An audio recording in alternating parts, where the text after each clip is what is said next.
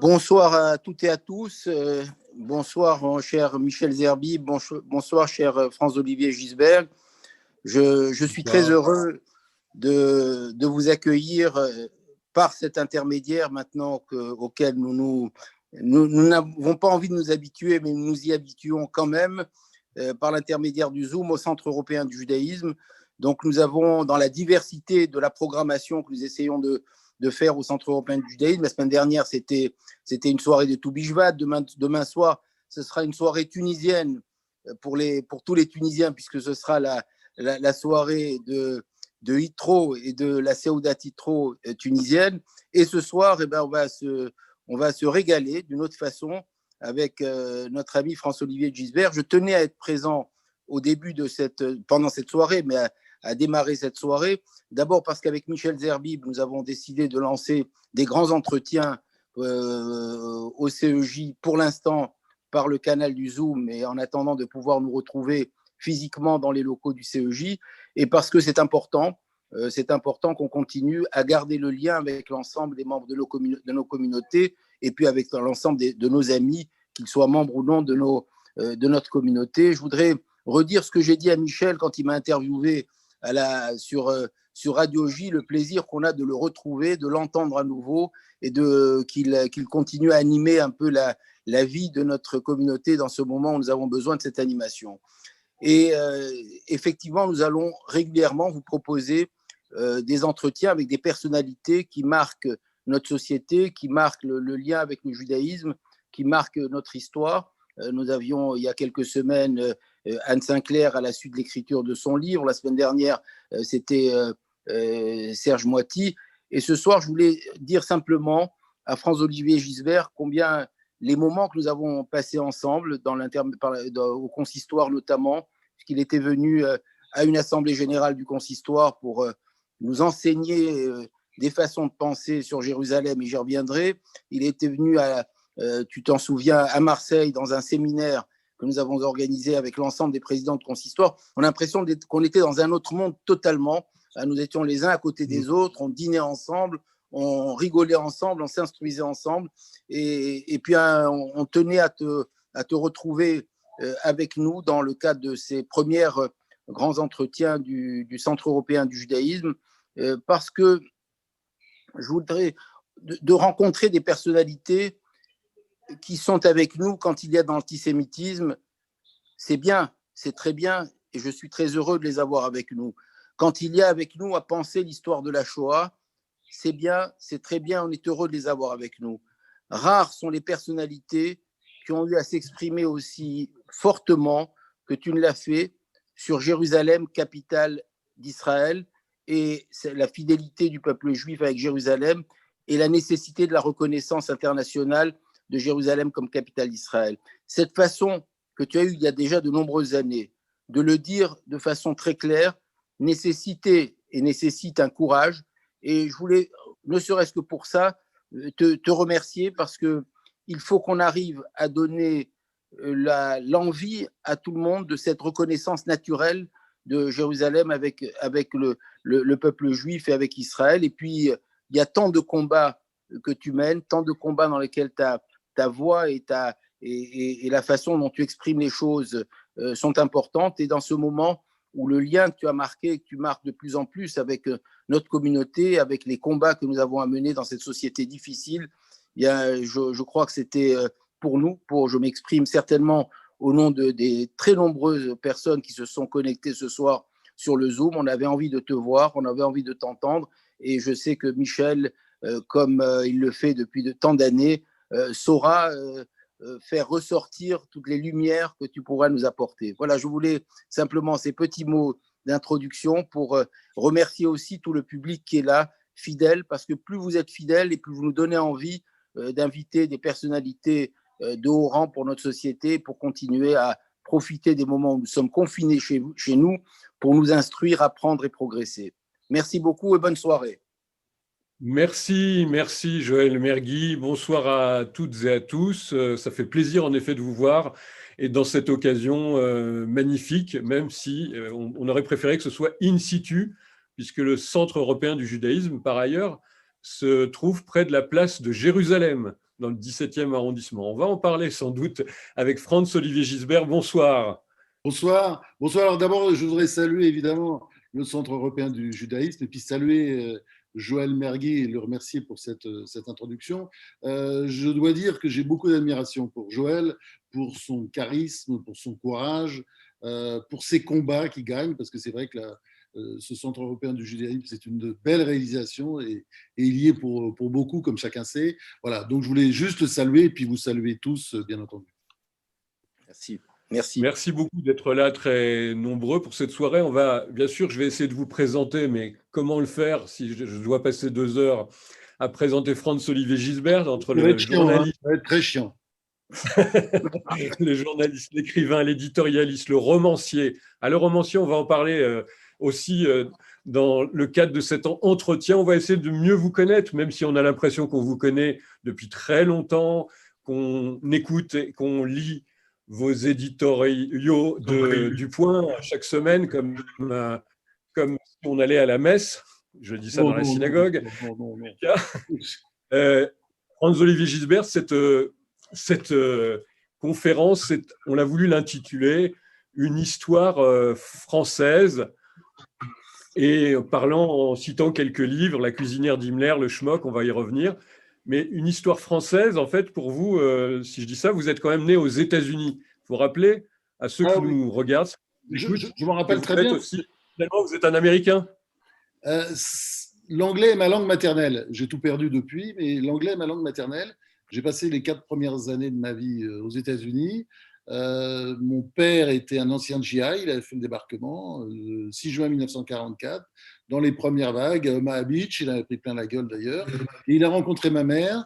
Belle histoire d'amour, enfin ça n'a pas duré longtemps parce que l'armée ça continué, il est avancé, après il est allé en Allemagne et puis longtemps après la démobilisation, ma mère est allée le rejoindre aux États-Unis et ils ne savaient pas trop qu'ils allaient vivre aux États-Unis ou en France, vous voyez, donc je suis un peu entre les deux, d'où ce prénom bizarre qui est Franz. Pour le cas où il serait resté aux États-Unis, Franz parce que mon père ne jurait que par Schubert. Et puis Olivier, on ne sait pas trop pourquoi. C'est ma mère qui avait trouvé ce prénom pour le côté français. Donc mon vrai prénom c'est ça. Et évidemment, mes parents m'appelaient Franz quand j'étais petit. Et quand ils sont venus en France, ils ont commencé à m'appeler Olivier ou Franz Olivier. J'ai jamais. C'est le jour où j'ai signé mon premier article, Franz Gisbert. Je me suis dit, il y a un truc, c'est bizarre, ça fait pas français. Donc je suis revenu à mon vrai prénom qui est Franz Olivier Gisbert. Mais c'est un peu ronflant et c'est un peu long. Alors, journaliste, vous l'avez dit, premier article publié très, très jeune, vous êtes écrivain, premier article à 18 ans, vous avez fait les pages littéraires très rapidement de Paris-Normandie, puisque vous avez vécu... Je ne voulais pas être journaliste au départ, hein. Je voulais être écrivain. Précoce. C'est à 9 ans, j'ai vraiment la vocation. Quand je lis 93 de Victor Hugo, j'ai jamais compris comment j'avais pu être emballé par ce livre à l'âge de 9 ans. Je l'ai relu récemment. C'est vraiment. Je ne sais pas ce qui s'est passé. En tout cas, en lisant ce livre, je me suis dit il faut que je sois écrivain, je vais être écrivain. Et j'ai commencé à écrire des tas de choses. Vous savez qu'à l'âge de 10 ans, je tenais mon journal comme si j'étais François Mauriac ou Julien Green, quoi. Grotesque. Et je me prenais assez au sérieux d'ailleurs. Et puis je faisais des petits romans. Vous savez, quand on est jeune, j'en parlais un jour avec mon ami Le Clésio, lui il me racontait, faisait pareil, des petits romans de 30-40 pages, en pastichant le dernier écrivain qui m'avait emballé. Alors je pastichais Balzac, parce que j'ai ma période Balzac, après ma période Hugo, après j'ai pastiché Tolstoï, Dostoïevski, Céline, etc. Vous voyez, j'ai commencé comme ça, et en fait, je suis venu au journalisme parce que, un peu par hasard, j'avais voulu rencontrer Alberto Giacometti, dans un journal école, voilà, on a monté ça et j'ai monté ce journal avec des copains, bien entendu, et avec la seule idée de rencontrer Alberto Giacometti. J'ai réussi à le rencontrer et puis je l'ai pas vu qu'une fois, j'ai vu plein de fois. J'avais 15-16 ans, vous voyez, et il est mort. Il est mort et quand il est mort, j'ai voulu écrire un article sur lui que j'ai présenté à Paris-Normandie. Et le rédacteur en chef, Yvon Recht, on apparaît toujours, m'a dit, mais attends, c'est pas bien du tout ce truc-là. Tutoyer, évidemment, j'avais 17 ans, quoi. Et c'est pas bien du tout ça, il faut que tu refasses ça. Et un article, je me souviens, c'était la leçon de journalisme, qui durait exactement 2 minutes, 1 minute, et formidable, qui était un article, c'est une idée, tu la déroules. Tu la déroules, tu trouves une phrase forte au début, une phrase forte à la fin, parce que les gens commencent parfois par la fin, et tu n'as qu'une seule idée, tu déroules. J'ai représenté l'article en suivant ces instructions, il était très content, c'était publié, et comme ça, j'ai commencé à écrire la page littéraire de Paris-Normandie, où j'ai rencontré tous les gens qui me fascinaient à l'époque, c'est-à-dire, j'étais fou d'Aragon, pas du tout la canaille stalinienne, bien entendu, mais j'étais fou du poète, quoi, je trouve. C'est un immense poète, romancier, parfois c'est un peu long, mais immense poète. Et donc, je les ai rencontrés tous, ces imprévus, tous les gens que j'admirais, les Maurice Genevoix, tout ça, je faisais des grandes pages, des grandes pages, oui, parce que c'était souvent des interviews très longues, c'était le jeudi, je crois, chaque jeudi, dans Paris-Normandie. Et c'est comme ça que je suis devenu journaliste. Puis un jour, on m'a dit, tiens, il y a un remplacement à faire, est-ce que tu ne veux pas gagner des sous? Et à l'époque, on gagnait de l'argent dans la presse. Et c'est comme ça que je suis devenu journaliste, un peu par hasard. Ah ouais, un peu par hasard, mais vous êtes vraiment devenu le journaliste par excellence. Je veux dire quand même quelques mots de votre parcours un instant, puisque vous avez été, je disais, la précocité d'écrire déjà dans le journalisme. Vous avez été directeur du Nouvel Observateur, on s'en souvient. En 88, c'est directeur du Figaro. Apparemment, vous réussissez aussi en tant que chef d'entreprise, puisque les ventes augmentent quand vous passez dans un journal. Et puis, en 2000, vous devenez le directeur du Point, où vous apportez ce ton, on peut dire, un peu cette impertinence qui va faire aussi votre caractéristique. Oui, mais vous savez, pour l'augmentation des ventes, vous savez, un journal, c'est une équipe. Et donc, ce n'est pas moi tout seul qui décide, c'est une équipe. Et je pense que j'ai ma petite recette, c'est aussi de faire toujours participer de près, notamment tous ceux qui sont à la diffusion, qui sont souvent mis un peu sous le boisseau dans les journaux, et tous les gens qui s'occupent des ventes et de la diffusion, je les écoute toujours énormément, notamment quand ils critiquent et quand ils engueulent, parce qu'il y a très peu de goût pour l'autocritique dans la presse en général. Et c'est vrai que partout où j'ai été, j'ai toujours essayé d'introduire ça, c'est-à-dire le questionnement permanent, l'autocritique, le droit de réponse aussi, c'est-à-dire il faut mettre de la vie dans tout ça. Alors, ça vous vaut ce ton-là, cette manière d'être et de travailler, quelques petits ennuis, des fois, au plan politique ou même au plus haut niveau politique, puisque dans votre carrière d'écrivain, vous êtes aussi un biographe très redouté, notamment de Jacques Chirac et de François Mitterrand. On va y reparler. Et puis, vous avez toute votre œuvre de romancier. J'ai compté, hein. J'aime pas beaucoup le mot œuvre, si vous permettez, le mot œuvre, si je peux juste vous interrompre là-dessus. Vous savez, n'oubliez pas cette merveilleuse phrase de Céline, qui n'a pas toujours été que cet abject antisémite. Il y a eu quelques bons livres, enfin pas beaucoup, et quelques belles phrases, notamment. La postérité, c'est un discours aux asticots. Et je pense que l'œuvre, ça va avec. Vous voyez, non, moi, je suis pas du tout dans cette. Je ne construis pas une œuvre. Je suis désolé, hein, mais bon. Oui, mais vous construisez en tous les cas beaucoup. Vous écrivez en ce moment plusieurs livres. Il y a plusieurs romans qu'on va citer. D'ailleurs, je dis pour ceux qui nous regardent ce soir et qui sont si nombreux d'ores et déjà que, eh bien, un de vos romans, et je crois qu'un roman auquel vous attachez une importance très particulière. Oui, très cher à mon cœur. Oui, le Schmock, absolument. Très cher à mon cœur. Paraît en livre de poche. Demain, c'est le grand jour. Le Schmock sort en livre de poche en folio, absolument. Alors, c'est vrai que dans vos livres, on va y revenir, on va rentrer peut-être dans le vif du sujet, parce qu'on est au Centre européen du judaïsme, qu'on vous connaît pour des prises de position qu'a rappelé tout à l'heure Joël Mergui, politique au sens fort, même historique. Tout ça nous a vraiment intéressés, indépendamment de tout ce que vous avez pu écrire. Et j'ai envie de vous poser une question, alors un petit peu particulière, c'est vrai. On a l'impression, on a le sentiment, en tous les cas, à vous lire et à vous entendre depuis maintenant quelques années, que vous vous rapprochez des Juifs et d'Israël. Est-ce que c'est vrai ou c'est une question qui serait trop judéo-centrée ? Oui, je dirais ça, mais pour une raison très simple, c'est qu'ils sont de plus en plus attaqués.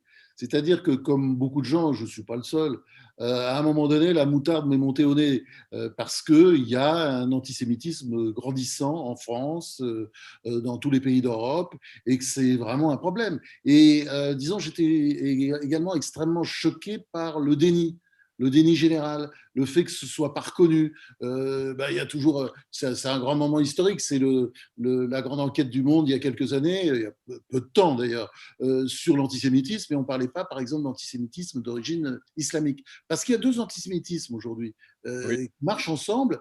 Et d'ailleurs, j'ai forgé ce concept dans un article de la Revue des Deux Mondes l'année dernière. J'appelais ça l'antisémitosionisme. L'antisémitosionisme. Et c'est vraiment ça, c'est-à-dire que l'antisémitisme se camoufle derrière l'antisionisme, vous voyez, parce que Hitler a sali la marque, comme on dit, vous voyez. Donc les antisémites aujourd'hui se disent antisionistes. Et c'est ça vraiment et la moutarde m'est montée au nez. Et à un moment donné, c'est vrai que j'ai explosé, notamment à cause de la réécriture de l'histoire. Vous savez, quand Trump a décidé, par exemple, attendez, je ne suis pas du tout trumpiste, hein, Dieu sait si je ne suis pas, mais a décidé brusquement que la capitale d'Israël, que les États-Unis reconnaîtraient comme capitale d'Israël, c'était Jérusalem. Là-dessus, on a lu, on a vu, on a entendu, mais un dégueulis, je crois, c'est l'expression, de fausses informations, de fake news, etc. Enfin, Jérusalem a toujours été une ville juive. Enfin, c'est aberrant. On réécrit l'histoire pendant 4000 ans. Donc, le fait que tout ça soit, comment dire, que tous ces mensonges soient en train de devenir des vérités, c'est vrai qu'à un moment donné, j'ai explosé. Et figurez-vous que c'est pas fini, parce qu'encore maintenant, les gens me reconnaissent dans la rue. J'ai des gens qui me disent ah non, mais je vous assure, je suis pas antisémite, mais comment vous avez pu dire ça? Mais on se dit, mais attendez, mais je sais pas, lisez des livres, je leur donne des noms. Enfin, si vous voulez, il y a, vous savez, la bêtise, elle donne une idée de l'infini, nous disait Einstein. Et je dirais l'inculture aussi. Et je pense que l'inculture fait tellement de progrès ces derniers temps, avec l'ignorance afférente, qu'on en arrive aujourd'hui à entendre sans arrêt des contre-vérités, et on finit par s'habituer. Donc moi, c'est vrai que je suis encore peut-être j'ai les colères de la jeunesse, c'est tout ce qui reste de jeunesse en moi, et c'est vrai que j'ai souvent envie de protester, de dire les choses, et on ne le fait pas assez. Je pense qu'on ne le fait pas assez, on s'habitue. Il faut citer justement un rabbin, un philosophe juif qui dit, comme vous, il est interdit d'être vieux, donc il faut toujours rester en éveil et être jeune. Rabbi Nachman de Breslev. Alors, je reste sur cette question qui est un petit peu inquisitrice, si j'ose dire, de votre rapprochement avec les Juifs et Israël, compte tenu de l'adversité, vous le disiez à l'instant, mais aussi, est-ce qu'il n'y a pas des raisons, je ne sais pas, peut-être d'origine? Vous avez de toute façon reçu une éducation catholique, je crois, très importante. Ma mère était catholique, et je n'ai pas d'origine juive, vraiment. Oui, j'ai du sang juif, bien entendu, du côté de mon père uniquement. Ça vient par l'Écosse et ça vient par l'Allemagne, mais c'est très faible. Et je veux dire, je ne me suis jamais senti juif. Vous voyez, c'est pas mon problème. Alors, ce qui est vrai, c'est qu'aujourd'hui, à cause de ce que je dis, mais c'est de côté le juif dans le regard de l'autre, quoi, comme disait Sartre. Aujourd'hui, on écrit, je lis ça sur Twitter de temps en temps, le juif Gisbert ou le sioniste Gisbert. Je m'en fous. Je m'en fous, parce que je veux dire, mais vous voyez, j'ai pas, comment dire, c'est pas que j'aurais découvert ma judéité sur le tard. J'ai jamais eu de complexe par rapport à ça. J'ai une famille, oui, il y a des juifs, il y a un petit coin de la famille qui est peut-être un petit peu plus juif que d'autres. Moi, j'ai un peu de sang juif, mais comme plein de gens, comme peut-être même la majorité des Français. Vous voyez ce que je veux dire? C'est pas que je sois à un moment donné, il y a ce très beau spectacle de Jean-François Derek, là, l'humoriste que j'adore, que j'ai vu, qui est un spectacle absolument magnifique, et dit comment je suis devenu juif. C'est parce qu'un jour on lui dit t'es juif. Moi, ça s'est jamais vraiment passé comme ça. Vous voyez, c'est à un moment donné, la moutarde vraiment m'a monté au nez, ce que je te disais tout à l'heure, c'est-à-dire que devant les contre-vérités, les mensonges permanents, enfin, c'est incroyable, c'est une campagne de dénigrement permanent, de désinformation sur Israël, sur les Juifs, etc. Oui, à un moment donné, j'ai dit, mais attends, on ne va pas continuer comme ça. On a le droit de dire ça. On a le droit de dire que la capitale d'Israël, c'était Jérusalem, et que Israël était habité par les Juifs pendant 4000 ans. C'est pas un pays, c'est pas un condamné. C'est aujourd'hui pour les Français, Israël est un pays arabe qui a été conquis par les Juifs. Voilà, pour les Français, pour une grande majorité, pour une majorité des Français. Je veux dire, nous, c'est le devoir, si vous voulez, de réapprendre l'histoire. C'est ça le problème. Vous voyez ce que je veux dire? C'est juste l'idée mais redisons l'histoire, puis relisons-la aussi. Alors, c'est vrai que vous avez cité tout à l'heure Franz-Olivier Gisbert, le président américain sortant, Donald Trump. Vous nous rappelez que vous n'êtes pas un partisan, mais c'est vrai qu'est-ce qu'on peut, aujourd'hui où l'on parle des candidats potentiels au prix Nobel de la paix, est-ce que de ce point de vue-là, ce qu'il a réalisé sur les accords d'Abraham en faisant renouer les relations entre, ou nouer d'ailleurs, les relations entre Israël et plusieurs pays arabes et musulmans, ça ne vaudrait pas quand même le prix de cette honorable institution de Stockholm? Enfin, il n'y a absolument aucune chance qu'il l'ait, donc il ne l'aura pas. Mais il a fait beaucoup de dégâts, mais il y a aussi des aspects très positifs dans la présidence de Trump. Moi, je suis un des journalistes qui l'a dit, je ne suis pas trumpiste, mais il faut reconnaître que sa politique au Proche-Orient a été frappée au coin du bon sens et qu'elle a donné des résultats, notamment avec ce qui s'est passé entre Israël et les Émirats. Et ça n'est pas fini, parce que l'Arabie saoudite arrive derrière. Et puis aussi, le fait aussi qu'il est peut-être ouvert, disons, une partie des yeux de l'Occident sur la Chine aussi. Il a fait des choses, il a ouvert des portes. Et puis, bon, sur le plan économique, il y a eu des résultats. Après, sur le reste, tout ce qu'il a fait et dit, notamment en matière d'écologie ou sur le reste, enfin, c'était ridicule et grotesque. Donc mais il y a eu effectivement des avancées. Après, et disons, il n'est pas assez politiquement correct pour avoir eu la chance d'avoir un jour le prix Nobel de la paix, c'est impossible, il ne l'aura pas. Mais vous avez raison, il a fait des avancées qu'on n'avait pas vues depuis longtemps. C'est très important. Il va rester des choses, disons, de son mandat, notamment au Proche-Orient. Voilà, ça c'est dit, c'est bien dit. Vous en parlez assez régulièrement dans vos éditoriaux de la semaine au point. Alors, ma question, et après on va parler un petit peu de vos livres qui sont liés à cette actualité et à la réflexion sur l'histoire et la politique. La France, disait François Hollande, était en guerre contre l'islamisme après les attentats de 2015-2016. Et la France est en guerre contre le Covid, a dit Emmanuel Macron. Alors, laquelle de ces deux guerres est-il la plus difficile à gagner?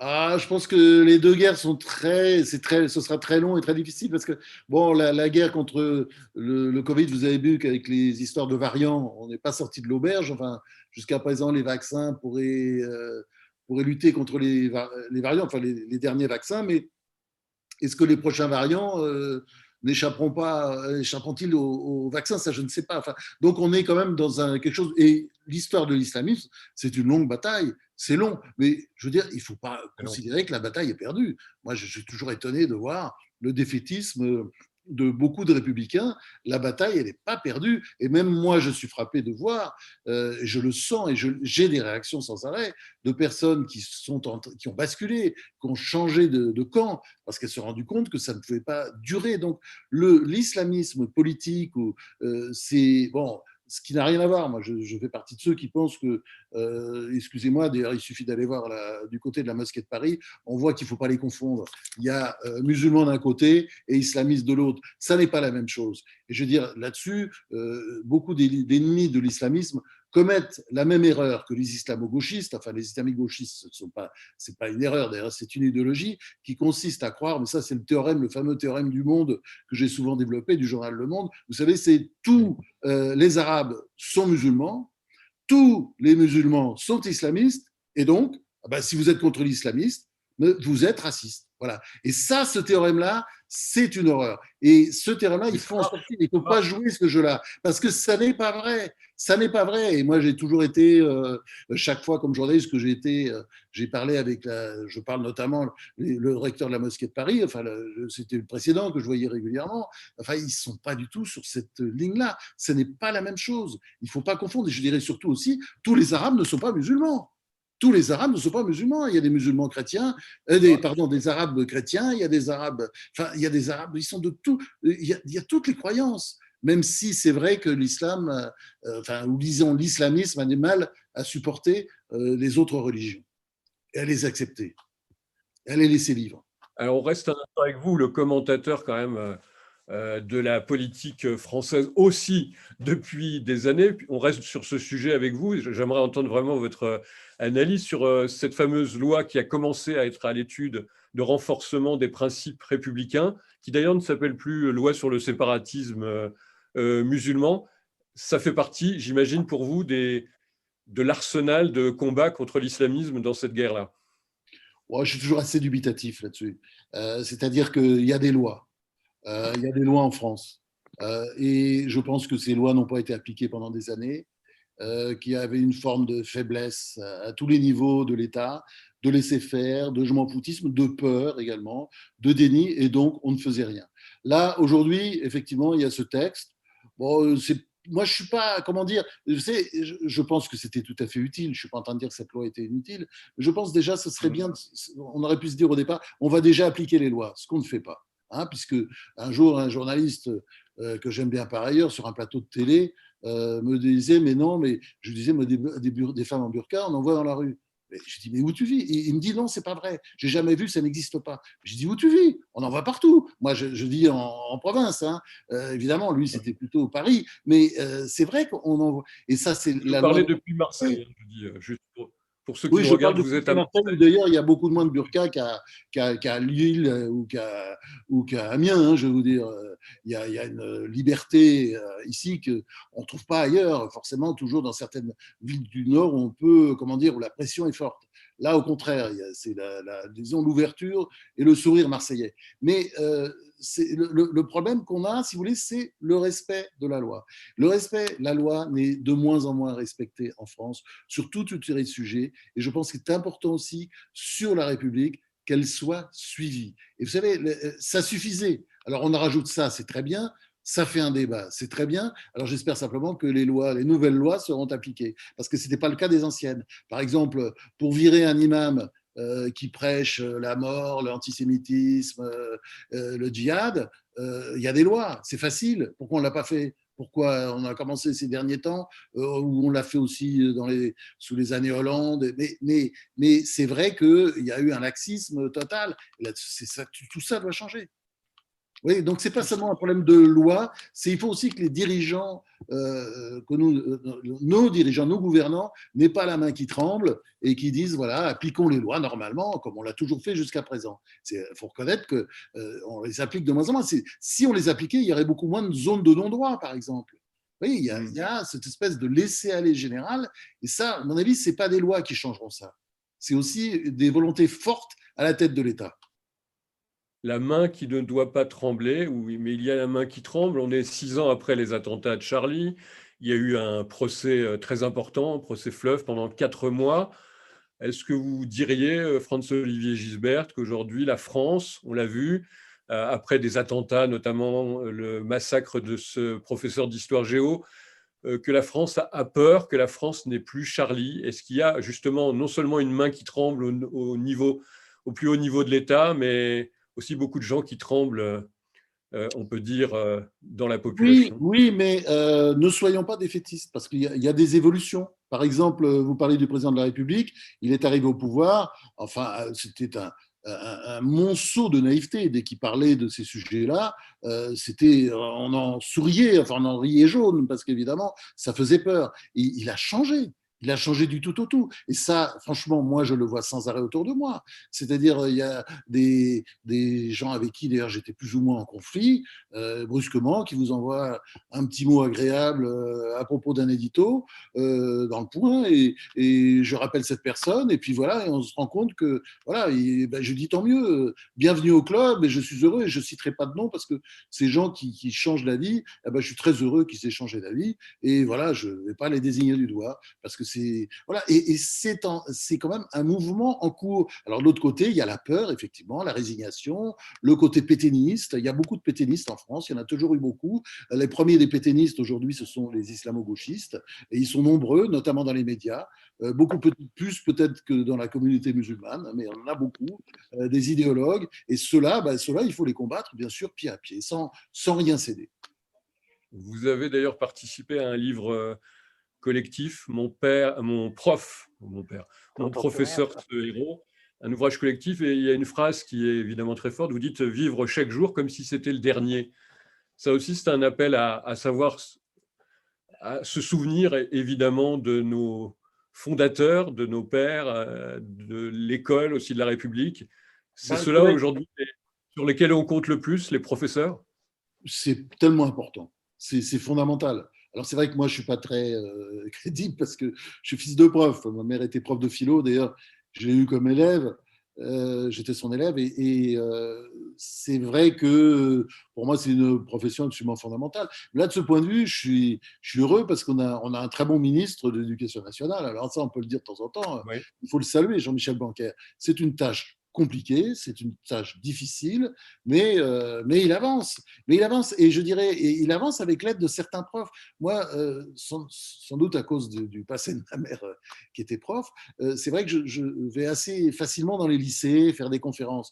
Et je suis frappé de voir le courage, la force d'âme de tas d'enseignants qui sont comme des hussards, ceux qu'on appelait les hussards noirs de la République, et qui sont là et qui ne cèdent pas de terrain et qui veulent enseigner et qui croient en la République. Et ça, je trouve, pour ça, c'est une très belle profession. J'ai envie de le saluer parce que c'est une profession qui est souvent critiquée à cause de quelques moutons noirs, ou de même, peut-être il y a beaucoup de moutons noirs, je ne sais pas, mais qui ne sont pas du tout représentatifs de cette profession. Vous savez, moi, j'aurais aimé être prof. C'est souvent, j'ai pensé, médecin, c'était pas possible parce que j'étais très mauvais en maths, mais j'aurais aimé être médecin ou vétérinaire. Mais c'est vrai que la profession d'enseignant est une profession qui m'a toujours attiré. Profession C'est bon. d'enseignant. Oui, Un un commentaire. petit Alors problème là, technique, comme on dit là. voilà, il y a une caméra qui s'est un peu La caméra est bousculée. tombée. Voilà. Avec Franck C'est le direct, Olivier. comme on dit. Voilà, c'est bon. Voilà.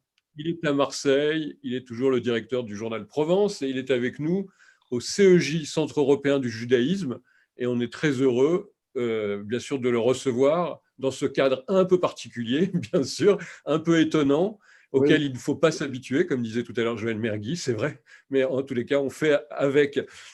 Juste une petite question, parce que j'ai évoqué tout à l'heure Samuel Paty, on a vu un collège justement avoir peur d'apposer le nom de Samuel Paty sur son fronton, de donner le nom à ce collège. Et on apprenait aujourd'hui, c'est de l'actualité, qu'à l'unanimité, la mairie de Paris, la capitale, a voté pour une plaque commémorative au colonel Massoud. Alors c'est bien, ces commémorations, ces plaques, ces noms d'école.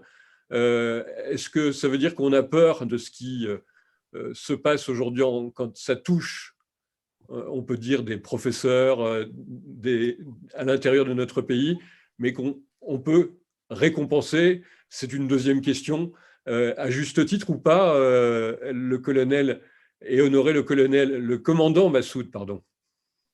Vous avez raison, c'est une très bonne question. Pourquoi ça ne pose pas de problème d'honorer Massoud, et pourquoi ça pose un problème d'honorer Paty à Olioul, une commune du Var à côté de Toulon.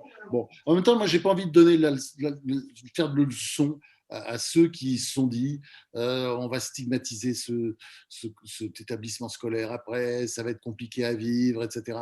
Bon, c'est très bien, ma nature me porte pas comment dire, à céder, à baisser les pouces. Mais bon, je le comprends. J'en suis malheureux et j'en suis triste. Hein, et je ne vais pas les défendre. Mais je n'ai pas tellement envie de commenter.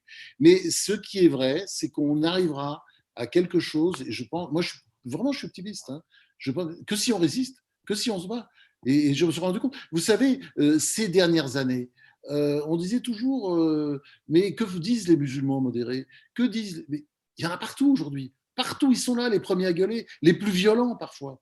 Vous voyez, donc il faut cesser de dire que c'est foutu, c'est pas vrai. Mais évidemment, si on se bat pas, si on laisse tout faire en disant que, et si on laisse, comment dire, pérorer tous ces islamo-gauchistes qui tiennent beaucoup des médias, et ben, si on les laisse pérorer sans jamais répondre, évidemment qu'ils gagneront. Mais vous savez, ils perdent, pour moi, à mes yeux, aujourd'hui, ils perdent du terrain.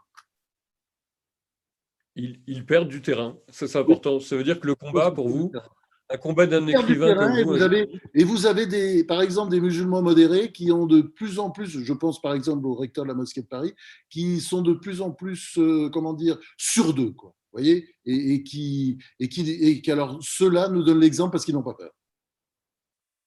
Alors, je rappelle à ceux qui nous regardent et tous nos amis qui sont présents en nombre ce soir et qui nous écoutent aussi sur Facebook Live, c'est en direct, hein, les réseaux sociaux, ça sert aussi à quelque chose parfois de bien et de positif.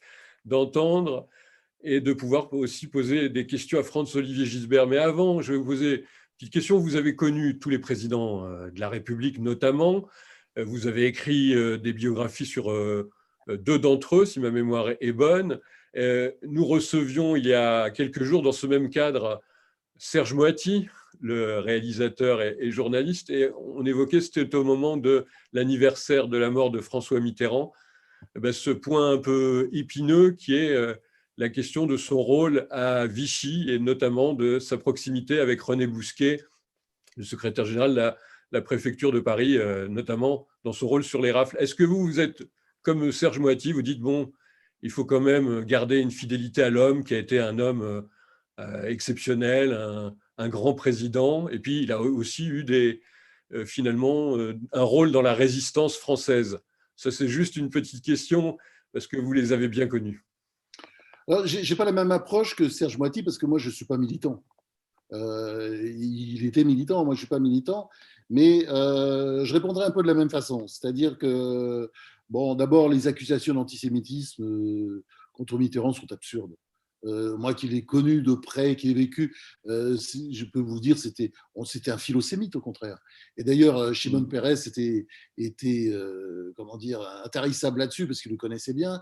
Et un jour, il m'avait raconté qu'il a été resté un instant à Latché, dans la bibliothèque, qui faisait en même temps chambre de Mitterrand. Il avait une espèce de truc de berger, vous voyez, qui était en fait une grande bibliothèque avec le lit au milieu. Et un jour, il avait un coup de fil, il était président à l'époque, il avait laissé Shimon Peres tout seul, qui avait regardé les livres, et il me disait c'était extraordinaire. C'était autour de tous les livres autour de la question juive, la Bible qui était annotée de partout, enfin l'Ancien Testament. Enfin bon, bref, moi je trouve que c'est un mauvais procès. Et la vérité sur l'affaire Bousquet, c'est que Mitterrand, on l'a bien vu, il y avait un petit côté parfois, il aimait bien la canaille. C'est vrai, donc il pardonnait assez facilement. Et ce qui s'est passé avec Bousquet, c'est qu'il faisait partie de ceux à qui Bousquet avait rendu des services pendant la Résistance. C'est ça qui s'est passé, parce que Mitterrand, il y a eu cette petite période un petit peu floue où il tourne autour de Vichy, mais après on ne peut pas nier qu'il était résistant. Il a même été un si grand résistant qu'il est dans le gouvernement provisoire du général de Gaulle, qui ne le porte pas dans son cœur. Dans le premier gouvernement provisoire, il y a Mitterrand qui est chargé des anciens combattants. Donc on peut pas en faire le collabo qu'on en fait un certain nombre de farceurs. Je me souviens la grande campagne du Monde à la fin de son règne, c'était Edoui Plenel qui menait cette campagne. Ça reposait sur rien. Ça reposait sur rien parce que, alors après, c'est vrai que ce qu'il a fait, enfin disons, cette espèce de copinage qui continue avec Bousquet, c'est alors, je parlais de laxisme tout à l'heure. Là, on est vraiment dans le laxisme, dans laisser faire. On ne parle pas à Bousquet après ce qu'il a fait, quoi. C'est clair. Et ça, c'est une tâche, et d'ailleurs, qui a provoqué la rupture entre Elie Wiesel et François Mitterrand. Moi, Elie Wiesel était un ami et il était un peu désolé de cette rupture. Mais il disait, mais comment peux-tu? Il n'a jamais rien dit, ça n'a même pas l'air de le choquer, quoi. C'est-à-dire, Mitterrand était un peu comme ça. C'est-à-dire que quand quelqu'un lui avait rendu un service, ou que c'était un ami, allez, quoi qu'il arrive, il restait avec. Et ça, je crois que c'est ce qu'on peut reprocher à François Mitterrand. Mais on ne peut pas en faire du tout un collabo, c'est une réécriture de l'histoire grotesque. Jacques Chirac, vous avez signé deux biographies sur l'ancien président. Est-ce que lui, justement, restera comme l'homme de ce fameux discours du Veldiv de juillet 1995 ? Est-ce que ce n'était pas un discours finalement en creux, un grand discours républicain, un grand discours d'affirmation de l'histoire de France dans tout ce qu'elle pouvait avoir de bien et de pas bien? C'est intéressant ce discours, parce que quand on regarde l'histoire de ce discours, bon, il n'a pas été écrit vraiment par lui, enfin bon, il était inspiré par lui, bien entendu. Et c'est un discours qu'il a fait tout seul. D'habitude, il se faisait toujours relire ses discours. Voilà, il n'avait pas envie de discuter là-dessus. Il venait d'être président. Il s'est dit, voilà, je vais dire ça parce que je le sens comme ça. Chirac était comme ça. C'est-à-dire qu'il y avait, comment dire, un grand laisser-aller. Beaucoup, souvent, c'était un président, même un de ses ministres l'avait traité, Nicolas Sarkozy l'avait traité un peu de roi fainéant, hein, c'est l'expression qu'il avait employée. Et en même temps, dans les grands moments, et il se redressait et il se braquait. Et ça, c'était ça chez De Gaulle, chez Chirac, le lapsus est intéressant. C'était ça Chirac qui était fort. C'était que bon, il pouvait se laisser aller, mais brusquement, il se ressaisissait dans certaines occasions. Et là, pour moi, c'est un très très grand discours. Bien entendu, quand on le relit, c'est formidable. Très grand discours historique. Tout à l'heure, vous avez dit voilà, Emmanuel Macron a changé. Il faut parier sur les gens, sur la possibilité de changer, d'évoluer, de comprendre les phénomènes. Pour l'instant, est-ce que Emmanuel Macron, vous l'observateur très précis de la vie politique française depuis presque 50 ans, Emmanuel Macron est dans le ton, compte tenu des vicissitudes, de toute l'adversité qui se s'est portée depuis maintenant 4 ans, 3 ans et demi qu'il est au pouvoir? D'abord, je pense que la France a vraiment élu un stagiaire. C'est-à-dire quelqu'un qui n'avait pas d'expérience, qui avait été, oui, plus ou moins travaillé en cabinet, mais ça ne s'appelle pas une expérience politique. Il aurait été maire d'une grande ville pendant 5 ans ou 10 ans, il en aurait su beaucoup plus sur la politique qu'un type qui a traîné dans un cabinet, le cabinet de la présidente, enfin ce que c'est. Il aucune expérience, zéro expérience. Expérience de la vie, pas grand-chose. Ouais, travailler dans la banque, c'est quoi la vie? C'est pas ça. Donc c'est quelqu'un qui n'a pas de... Ouais, c'était une page blanche. La page s'est remplie. C'est quelqu'un de très intelligent, on ne peut pas lui enlever ça. Il est très intelligent. Je pense qu'il a beaucoup appris. Il n'a pas encore fini d'apprendre, ça c'est clair. C'est sûr que quand on est un pays qui élit des présidents, comment dire, qui ont une longue expérience, je pense que c'est toujours mieux. Bon, en même temps, c'est vrai qu'en France, on a tendance à les élire trop tard. C'est-à-dire que Chirac a été élu trop tard. Et quand il est arrivé, il était fatigué, il en avait assez soupé, etc. Mitterrand, on peut dire aussi un peu la même chose. Bon, c'est mieux de les élire dans la force de l'âge. Mais ce qui s'est passé avec Macron, c'est très intéressant. C'est qu'on se rend compte que je fais partie de ceux aussi qui ont beaucoup écrit dans le passé sur la politique contre la politique professionnelle. Et c'est vrai qu'après le passage de Macron à la présidence de la République, vous êtes moins hostile à la politique professionnelle parce que vous dites, il est quand même tombé dans un certain nombre de panneaux dans lesquels aucun vieux pro ne serait jamais tombé. C'est-à-dire de fixer, par exemple, des deadlines, ce qu'on ne fait jamais en politique, je peux vous citer, un nombre d'erreurs absolument considérables. Quand il y a un incendie, par exemple, comme celui des Gilets jaunes, on n'attend pas 15 jours, un mois avant de tendre la main. On règle ça tout de suite. Enfin, ça, c'est des espèces de manque de réaction qui montraient très bien qu'il n'avait pas d'expérience. Là, il a acquis l'expérience. Certains diront, ses adversaires diront, aux frais du peuple français. Bon, à mon avis, ça n'est pas fini. Ça n'est pas fini. Puis, je veux dire, moi, je suis, comment dire, je le suis avec grand intérêt. Mais vous savez, comme on dit, c'est une expression un petit peu vulgaire, il n'est pas fini. Enfin, bon, il y a eu beaucoup de progrès ces dernières années.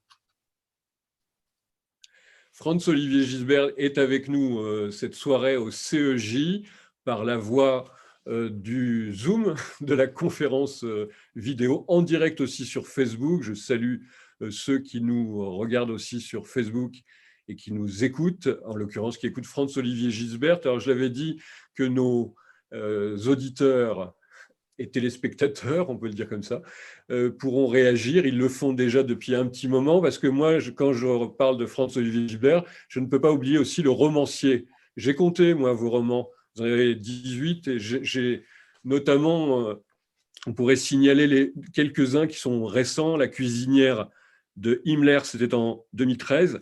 Le Schmock, donc en 2017, qui passe donc demain en livre de poche, on le rappelle. Sujet d'actualité, puisqu'il est question de la montée du nazisme en Allemagne. Comment c'était possible? Et je pense que je fais partie de ceux qui pensent que, et c'est pour ça que je pense qu'il faut se battre, c'est toujours possible. C'est toujours possible. Alors vous avez une question de nos auditeurs ce soir, Franz-Olivier Gisbert, sur ce livre.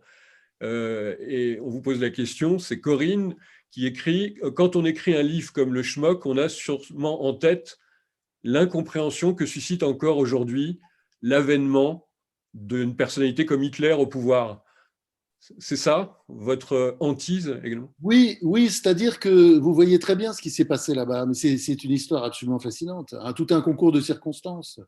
C'est un pays très cultivé. Alors quand on dit la meilleure façon de se battre contre les totalitarismes, contre l'antisémitisme, c'est la culture. L'Allemagne en question est un pays très cultivé, qui est une sorte de centre culturel. Thomas Mann est prix Nobel, vous avez tous ces. Alors je veux rajouter aussi les Autrichiens, les Stefan Zweig, les Robert Musil, etc. Donc il y a tout ce côté-là. Et puis, je dirais surtout comment dire, l'idée que c'est pas grave et que de toute façon ça ne peut pas marcher.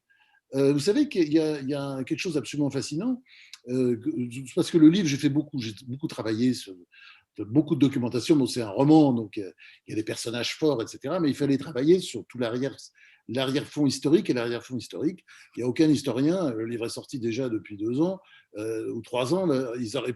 Enfin, Il a fait de remontrance. Republié là en poche, mais il y a beaucoup d'historiens qui m'auraient donné la fessée si je m'étais trompé sur ça. Mais parmi les faits historiques, il y a eu, à l'époque, il y avait plein de petites revues juives, des petits mensuels, des petites choses, etc. Aucun, sauf un, aucun n'a fait une recension du livre d'Hitler, Mein Kampf. Mein Kampf, contrairement à ce qui a été dit, est un livre qui a été un bide noir. Ça ne marchait pas. Il est obligé de faire une tournée en Allemagne pour essayer de le vendre, et j'ai dû en vendre 10 000 ou 15 000 bien péniblement. Ça ne marchait pas. C'est devenu évidemment un best-seller à partir du moment où il a été élu, puisque c'était le livre obligatoire, tout le monde était obligé de l'acheter, était acheté, tout le monde le. Mais au départ, ça ne marche pas. C'est-à-dire qu'il est sous-estimé en permanence. Il est sous-estimé même par la droite. C'est l'histoire d'Hindenburg, qui est le président à l'époque, le maréchal, qui pense que de toute façon, ce type l'énerve, comme ça on va le foutre au pouvoir et puis il va se casser la gueule. Mais ça ne s'est pas passé comme ça. Et puis coup de bol, Hindenburg est mort assez vite d'un cancer de la prostate et Hitler a pu le remplacer. Donc il y a à la fois, si vous voulez, une sorte de sous-estimation générale du personnage, un concours de circonstances, une capacité d'Hitler incroyable. C'est une sorte de gangster, quoi. Il recule devant rien. Quand il voit l'occasion, il la saisit, quoi qu'il en coûte, etc. Notamment, on connaît l'histoire, l'épisode de l'incendie du Reichstag. Donc, quand on regarde cette histoire, on se dit qu'effectivement, c'est possible demain. Ça peut recommencer avec le même genre de. Vous voyez, si on ne se lève pas, si on ne se réveille pas, si on ne tire pas les sonnettes d'alarme, si on ne gueule pas, c'est possible. Je pense que j'accuse personne de ce qui s'est passé en Allemagne, mais il y a eu beaucoup parce que la responsabilité collective et globale, mais il y a eu beaucoup de laisser-aller. Quand même, par rapport à Hitler, je pense que beaucoup d'Allemands n'ont pas mesuré l'importance. Ils étaient ailleurs, ils pensaient à autre chose et ils n'ont pas assez regardé. Donc, il faut regarder toujours les programmes. Moi, je suis pour le procès d'intention, même quand il le faut, vous voyez, mais il ne faut rien laisser passer. Alors, ce n'est pas à vous que je vais dire, Franz-Olivier Gisbert, le poids des mots, la force des livres, puisque vous venez de l'évoquer. On parle de la réédition justement de Mein Kampf. Est-ce que c'est bon, même avec une édition critique? Est-ce que c'est bon? Ça nous ramène aussi au débat il y a 2 ans, je crois, sur les pamphlets de Céline. Fallait-il ou non les publier? Est-ce que Mein Kampf, c'est vraiment utile? Pour répondre sur Céline, moi, quand j'étais jeune, j'étais très marqué par, comme beaucoup de jeunes, par Voyage au bout de la nuit et par Mort à crédit, qui sont des livres, des chefs-d'œuvre.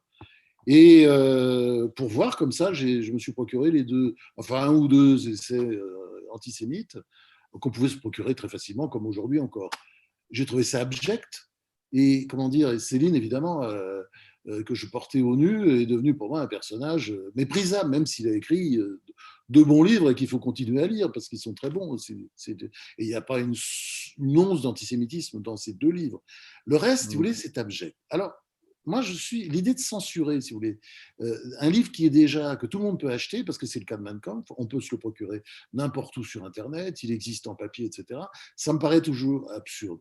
Et l'idée que parvienne une édition avec rectifiant toutes les erreurs, tous les mensonges d'Hitler, oui, pourquoi pas. Cela étant, vous savez, il faut plaindre tous ceux qui vont le lire parce que c'est un livre non seulement abject, mais débile, inintéressant. C'est un livre de taré, quoi. Ça n'a aucun intérêt. Ça, j'ai essayé, vous voyez, moi aussi. Je dirais pourquoi on ne regarderait pas. Il faut aussi respecter les lecteurs, le lecteur, et le laisser juger. Il peut juger par lui-même. Et quand il voit ce livre d'abord n'a aucun intérêt. Et c'est un livre absurde. Et voilà, qui est des notes. Moi, je ne suis pas choqué. Et même, je veux dire, même si c'est un succès d'édition, moi, je ne suis pas sûr que ce sera lu par les antisémites, hélas. Les antisémites, aujourd'hui, sont beaucoup plus intelligents, hélas, et ils se camouflent d'ailleurs toujours derrière le paravent de l'antisionisme. Hitler, c'est déjà autre chose, c'est le passé. Alors justement, quelques réactions de ceux qui nous écoutent, qui vous écoutent. Franz-Olivier Gisbert, justement, c'est Stockmal qui nous écrit « Il faut étudier l'ennemi pour le combattre efficacement ». Ça, vous êtes d'accord avec lui? Exactement, c'est ça qu'il faut faire. Et puis surtout après ne rien laisser passer, c'est-à-dire étudier et puis y aller et dire et ne pas avoir peur. Ne pas avoir vigilant, peur. moi c'est ça l'histoire de le mot que je cherchais, c'est la vigilance. Et ça, je pense que les Allemands en général ont manqué de vigilance. Et la communauté juive elle-même, enfin c'est un peu, comment dire, j'ai un peu honte de dire ça, mais la communauté juive elle-même a tardé à voir le danger, quoi. Quand elle a vu le danger à un moment donné, mais c'était déjà trop tard. Donc il y a toujours la peur du procès d'intention. Eh ben, moi je dirais qu'il faut faire le procès d'intention. Il faut faire les procès Le d'intention. procès d'intention. Franz-Olivier Gisbert, j'ai tout à l'heure, dans une vraiment éphémère tentative de faire votre biographie, j'ai parlé de votre éducation aussi. Vous êtes enfant de professeur de philosophie, mais vous avez une éducation religieuse catholique. Ça, c'est important. Aujourd'hui, est-ce qu'on ne parle pas trop des religions? Est-ce que les religions sont en train de nous étouffer, de prendre finalement toute la place dans le débat public? Ou est-ce que c'est tout à fait logique compte tenu de la situation actuelle? Vous savez, le catholicisme, c'est comme le journalisme, le catholicisme mène à tout à condition d'en sortir. Ma mère était catholique fervente et était prof. Et c'était une laïque enragée, mais vraiment laïque à un point, la religion n'avait pas le droit d'entrer. Et ma mère aussi, elle faisait de la politique. Alors, elle était rocardienne, très anti-gaulliste à une époque. Vous voyez, il était centre-gauche, entre Mitterrand et Le Canuet, vous voyez, puis brusquement, bon, elle a trouvé son héros avec Rocard. Et vraiment, pour elle, la politique ne devait pas rentrer, mais une once de politique ne devait pas rentrer dans le lycée. Et puis, dernier point, aussi, elle n'était pas très pour les parents d'élèves, que les parents d'élèves rentrent dans le lycée aujourd'hui. C'est le problème peut-être de beaucoup d'établissements scolaires, c'est qu'ils sont envahis par les parents d'élèves qui font perdre beaucoup de temps aux profs. Mais je pense que la bonne chose de la République, justement, c'est que la religion doit rester dans la sphère privée. C'est ça, moi, c'est pour ça que j'aime la République. C'est que la religion doit être dans la sphère privée. Et pour moi, elle est dans la sphère privée. Alors, je ne vais pas m'étendre sur mon christianisme parce qu'il est quand même très particulier. J'aurais été brûlé plusieurs fois en place publique au Moyen-Âge parce que j'y ai mis beaucoup de choses à l'intérieur et je me suis expliqué dans des livres comme La dernière fois que j'ai rencontré Dieu ou bien Dieu, ma mère et moi, qui est un livre aussi autour de ma mère. Et je m'en suis expliqué. Moi, voilà, j'ai mélangé beaucoup de choses, notamment un peu de bouddhisme, de taoïsme, d'animisme, voilà, beaucoup de panthéisme, beaucoup de Spinoza, parce que voilà, j'ai mis beaucoup de Spinoza, je dirais, dans mon christianisme, donc ça ressemble plus à grand chose aujourd'hui, mais pour moi, ça ne relève que de la sphère privée. Ça n'est pas, comment dire, je peux l'étaler sur la place publique, c'est un sujet de débat. Mais je veux dire, je n'ai pas envie forcément comment dire, voilà, je ne suis pas très prosélyte et je suis toujours gêné par le prosélytisme. Là-dessus, chez les Juifs, on est gâté parce que le prosélytisme, ça, vous ne connaissez pas. Et c'est une des forces du judaïsme par rapport aux autres religions. Moi, j'ai un problème par rapport au prosélytisme, je dois le dire. Alors, Franz-Olivier Gisbert, vraiment, ça nous fait vraiment plaisir de vous entendre. Pratiquement depuis 1 heure maintenant, on discute avec vous et il y a des commentaires aussi de nos auditeurs, de nos internautes. C'est comme ça qu'on dit. J'avais envie de terminer avec ce livre. C'est votre dernier livre. Alors, on a parlé du Schmock tout à l'heure, qui sort en livre de poche demain. On va se précipiter. Mais votre dernier livre en date, qui s'appelle Le Dernier été. Certains ont cru d'ailleurs que ce serait presque votre dernier livre, mais c'est un livre auquel vous attachez une importance particulière. Bon, j'avais envie de faire un livre depuis longtemps sur l'ambiance française, en me moquant évidemment parce que je ne dirais pas que c'est une farce ce livre ou une satire. Bon, on dit qu'ils font le conte philosophique, je ne sais pas. Enfin, j'avais envie aussi de me moquer. Alors, bon, c'est notre France d'aujourd'hui sur fond de canicule et de Covid. et une France un petit peu tiers-mondisée, avec beaucoup de manifs tout le temps. Enfin, j'ai eu l'impression que j'étais un peu rattrapé par la réalité. Beaucoup de la bêtise aussi, la bêtise ambiante, la bêtise qui décide, qui tranche, qui exclut, avec cette espèce de maladie attrapée aux États-Unis qu'on a aujourd'hui avec la cancel culture, avec le truc incroyable que vous avez en ce moment à San Francisco, avec quand même des connards qui ont décidé qu'il fallait retirer les noms de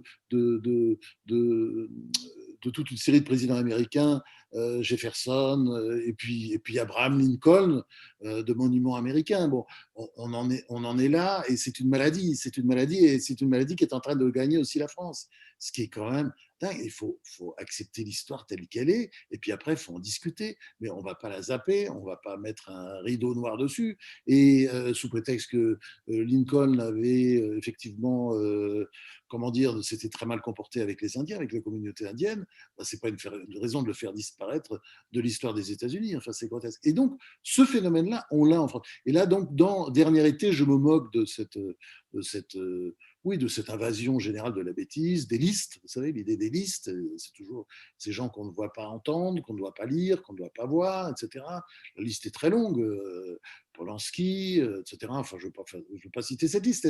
Et donc, c'est évidemment une histoire qui se déroule sur cette trame-là, sur ce fond-là, et c'est une histoire entre un écrivain, disons, assez âgé, et puis une jeune femme.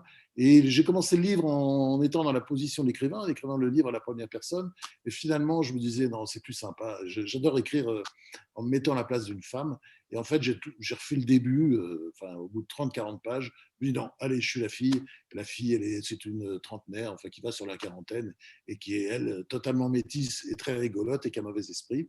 Et donc, c'est une satire sur la France d'aujourd'hui, où je parle notamment de ce qui se passe aujourd'hui avec la communauté juive. Je raconte une France où il n'y aurait plus de synagogue, où il n'y aurait plus de juifs, d'ailleurs ils seraient tous partis, peut-être même certains d'entre eux au Maroc, vous voyez, parce qu'en France, voilà, bon.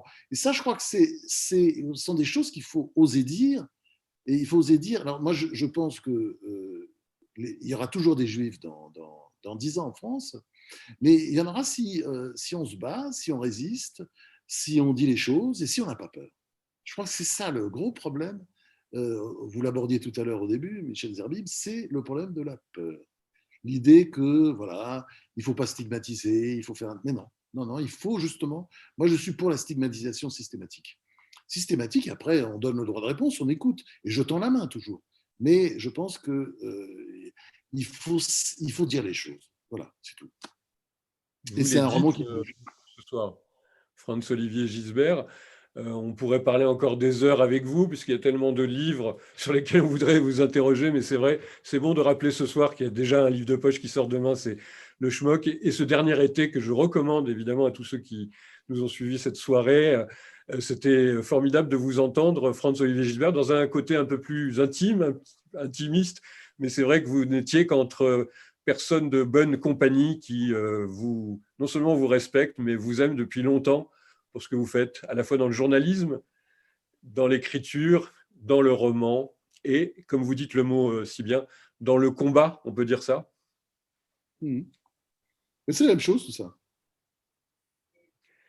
Merci beaucoup, Franz-Olivier Gisbert, d'avoir été dans ces grands entretiens du CEJ, Centre européen du judaïsme.